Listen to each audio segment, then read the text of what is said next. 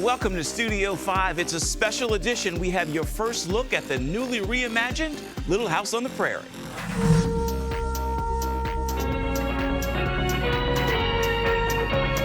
The life and adventures of the Ingalls family in Little House on the Prairie began for many in 1974. There's now a 2026 reimagination of the story. Tell me, Mr. Ingalls, what brought you to this land? We see the series through the eyes of the cast. Really humbled learning about these people, about their story. The Ingalls family were real-life pioneers who settled in the Midwest. Their lives are the inspiration for the best-selling books and hit television series, Little House on the Prairie. We begin our look at the newest series with the actors who are bringing the Ingalls family back to the screen for a new generation. Once upon a time, Ma and Pa and Mary and Laura left the big woods of Wisconsin and moved to the prairie, where a new life was waiting for them. For all of you, if you could, briefly introduce yourselves, tell me the role you're playing and what you like about your character. Hi, I'm Alice Halsey, and I'm playing Laura. One of my favorite things about Laura is that she never gives up. Hi, I'm Skywalker Hughes, and I play Mary. One of my favorite things about Mary is how much she cares about all the people around her. Hi, I'm Crosby Fitzgerald, and I play Caroline Ingalls. And my favorite part about Caroline is her ability to change her ways. My name's Luke Bracey. I play Charles Pa Ingalls. And my favorite thing about Charles is that he dreams, and he goes and tries to make those dreams come true. All right, so house goes here, garden here, stable there, and a swing.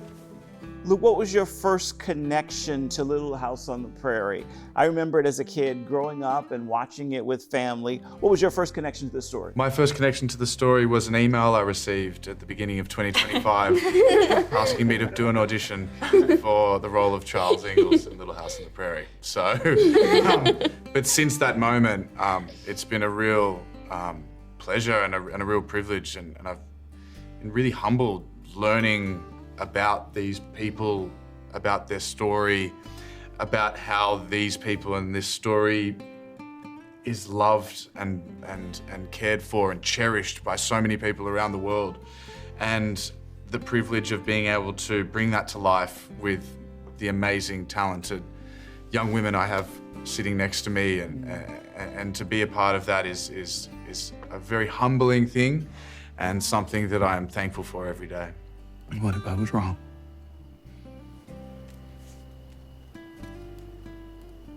And what if this is where we finally become who we're meant to be?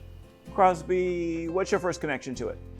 I grew up reading the books, and my mom was a huge fan of the books. So getting this audition sort of really was an exciting time for my entire family.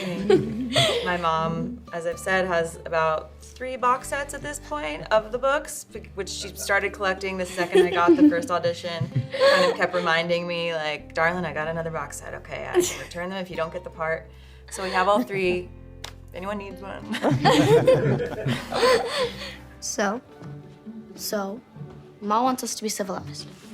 Ribbons are civilized. Allison Skywalker, I know you're too young to have grown up with this, but tell me about your first connection. Have you watched any of the old shows?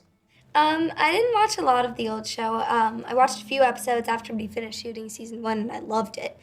But right when I got the audition, I read the entire series. We had it in my house, but I hadn't really read it yet. So I knew that I needed to understand the story and understand Laura, so I just kind of ripped through it. And I loved it. I still love the books. You can totally see why it's been so beloved to so many people over the generations. Yeah. So I grew up on a farm in the middle of nowhere, so books were really my favorite thing in the whole world. I grew up reading the Little House on the Prairie books. Those are probably the first books I ever read, other than like Narnia. So I kind of was, kind of like destined. I don't know. Mr. Scott and I want to finish this house by week's end.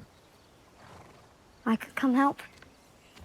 I could sand corners or hold nails. And I could teach Mr. Scott more songs. Luke, why does this storyline resonate again here in 2026? Exploring this again, why does it resonate now? It resonates because it's timeless. You know, people are always going to try and push the best for their family. They're going to come up against obstacles. They're going to have to dust themselves off and keep going. And that is the same in 1869 as it is in 2026. You know, maybe we've got some more technology, but the core issues that these family and the people in this time go through are the same core issues that everyone goes through now. And the way that they get through it is by being true to themselves, by caring for their family, be it their blood family or their chosen family, by being a good member of their community, by coming together. You know, another thing about this story that is so poignant is that it's really hard to do anything alone. And this story is a wonderful, wonderful message and a wonderful reminder that to advance in anything in life, it is so much easier and much more possible when you're doing it together with people, be that family or community or those around you. So I think they're messages that will never not be relevant, no matter what time it is. And they're messages that I think everyone can connect to and everyone's experienced and will experience. They were happy because they were a family and they were together. Little House on the Prairie begins streaming on Netflix July 9th. Still ahead, our Little House on the Prairie coverage continues with Jocko Sims, who plays the role of the real-life Dr. George Tan. We're just a few years out of slavery, you know, so that was important for me to really try to figure out the psyche that he might have been in.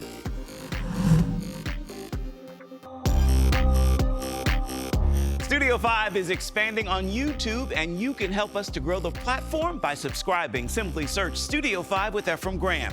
There you will discover the latest in uplifting entertainment, exclusive first looks on the latest films, music, and lifestyle content, plus one-on-one interviews with some of your favorite actors and recording artists. Simply search Studio 5 with Efrem Graham on YouTube. Please do it today. It seemed like a good crossing. Spring rains make for fast waters. It's an easy mistake. You got away with horses. You kept calm, got everybody to shore. Very fine work. Keep them dry as best you can. Thank you. Taking you headed to Independence? Not far now, just about a half a day. Once you get into town, see yourself the Henderson General Store for the best prices. Where can I find the land office? No land office, not yet. You could probably find Eli James at the Judson Hotel. He'll set you in the right direction to stake a claim. You know, most people come out west with more hands. Friends, family. Not all alone. It didn't work out. Welcome back to our special coverage of the Netflix series Little House on the Prairie. You just saw a clip from Jocko Sims playing the role of Dr. George Tan, a real-life physician, a Civil War veteran, and a significant figure in the community. It was his medical expertise that saved the Ingalls family from death. Good afternoon, Dr. Tan. Got your order right here. Oh, thank you. I am curious about some of the items on that shelf. Oh, okay. Oh, the bird skeleton in particular. Jocko, my first question is, what's your initial connection to Little House on the Prairie? What's your earliest memory? I remember watching reruns at my grandmother's house back in San Antonio, Texas, where I grew up. And it just always felt good to watch that show. And not even just then when I was a kid, you know, the show had a huge resurgence recently. I think it was on Peacock, and you just sort of see it everywhere, and it just spans across generations, everyone in my family. So it's just been incredible to be a part of this in any capacity. So prior to that, was there any thought that this was something I can do? Prior to hearing that it was being redone, not at all. And the audition came along, and I read for it, and I was really excited to get to know Dr. George Tan, the character. What I didn't know, and I'm glad you asked me about my experience with Little House. I just knew of the show. I didn't know that it was based on a true story and based on books. So it's been quite a surprise. Actually, after I booked the role is when I found that out. And so to learn that Dr. George Tan was a real person, a black doctor back in 1869 who saved the lives of the Ingalls family and was a pioneer and a beloved man in Kansas, was just icing on the cake. What is it about George Tan that made you want to play the role? What was the significance and connection for you? Well, I loved his bedside manner. I've actually played a doctor a few times. I just had come off New Amsterdam. So I thought this might be interesting to play a doctor in a different century. And, you know, it just was excited at the opportunity. But I loved how kind he was. And they were adamant about that in the breakdown, the character breakdown, since it first came out. He was smiling a lot and a very personable, very happy. And he took care of indigenous people as well, and yeah, he's just a very, very great, prolific guy. So how do we prepare mentally, emotionally, physically? How do we get ready to do this role? Oh, for this role, so I knew that Dr. Tan had fought in the Civil War, and so despite the character breakdown that I was seeing about him being happy all the time, I'm like, we're just a few years out of slavery, you know, so that was important for me to really try to figure out the psyche that he might have been in during that time. And I tried to look at what books he might have read. I reread the Frederick Douglass autobiography because I imagined that he would have read that. It came out some years before that, just to sort of get me in that frame of mind and just to not forget what happened recently prior to that time period and who he is and where he came from. As you just mentioned, when we talk about this time period, most people would think of the role for a black man in this period to be that of a slave and not a free man. Tell me, I guess, the dynamics of playing that role, knowing what people perceive and what they're expecting to see. Yeah, I expect the woke police to come out and say, wait a minute, there's a black guy, he's a black doctor. How are we supposed to believe this? But I encourage everybody to go read Little House on the Prairie, the first book. Dr. George Tan is in the books. Laura Ingalls talks about him. He delivered baby Caroline. It's incredible. But it's just so exciting for me. I didn't know about this man. And it's been a journey learning about him. I've been learning more about him since being on the show, about his time in Oklahoma. And I think we should see more of his story continue beyond this series. How would you compare Jocko's journey to Dr. Tan's journey? What connections are you seeing between you and him? Wow. Well, first and foremost, there is the obvious thing, being black in an industry where you are a minority, and navigating through that. Like Dr. George Tan, I feel that I've had quite a bit of success that I'm blessed to be able to say after all of these years. I feel respected in my craft and loved by many people. And yeah, I feel like there are definitely some parallels there. And also his love for medicine. I actually wanted to be a doctor. I used to be smart. I was in the top 5% of my class in high school and president of my Spanish club. And I even had a medical symbol on my high school ring. I was that sure. But when I got to college, I said I didn't want to be in school for the next 12 years. I took a theater course, fell in love with acting, and had always wanted to play a doctor. So I've been fortunate to be able to do that a few times now. So yeah, definitely some parallels there. Nice. When you were diving into the character, what elements of his life did you say, okay, I want to make sure that I get this clear, that I bring this to the table. I want to make sure these facets of his life are real.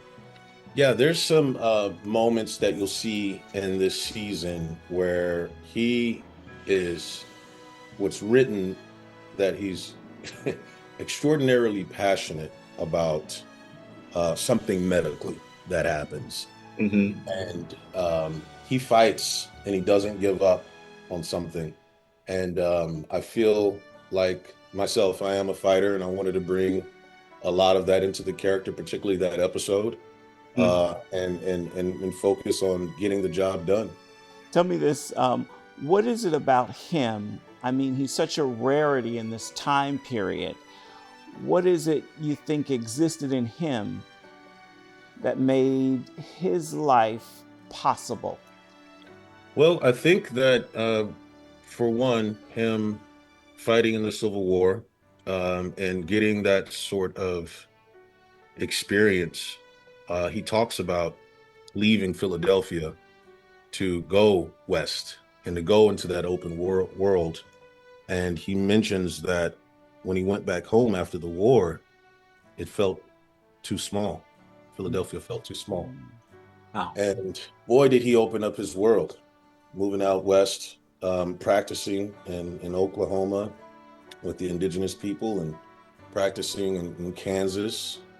And he's just so beloved.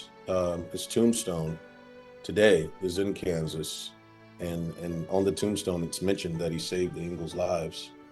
So I think that his experience in the war, sort of kind of in the casualties and the trauma and everything that he experienced saving people's lives, sort of opened his mind up to be able to become the man that he became. So we talked a little bit about your journey in the world of acting. How has it been? How would you describe it?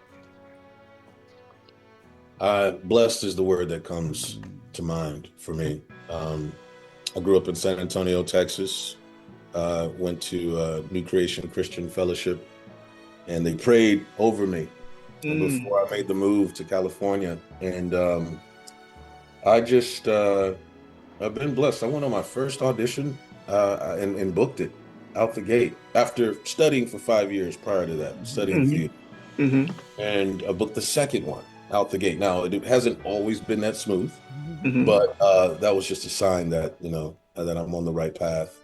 And being able to work my first series, I got to work opposite Dennis Hopper, and I was on The Last Ship for 5 seasons, and then New Amsterdam for 5 seasons. And it's just been such an incredible journey and more fulfilling than I could have imagined.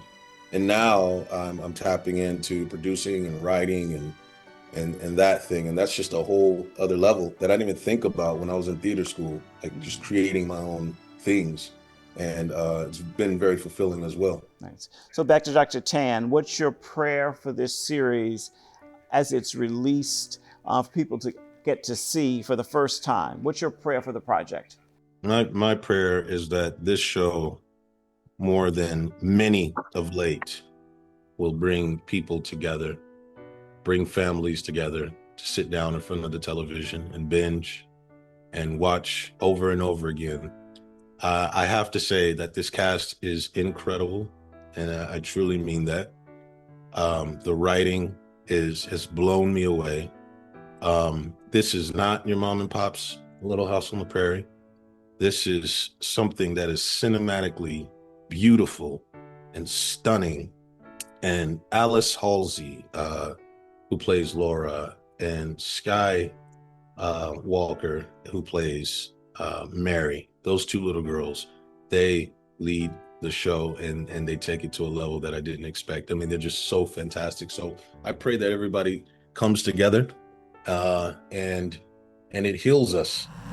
Jocko, that is a great final word for this special edition of Studio 5. Until next time, make time to uplift someone around you, and then please come on back and see where Studio 5 takes you next week. Bye-bye. Thank you for watching.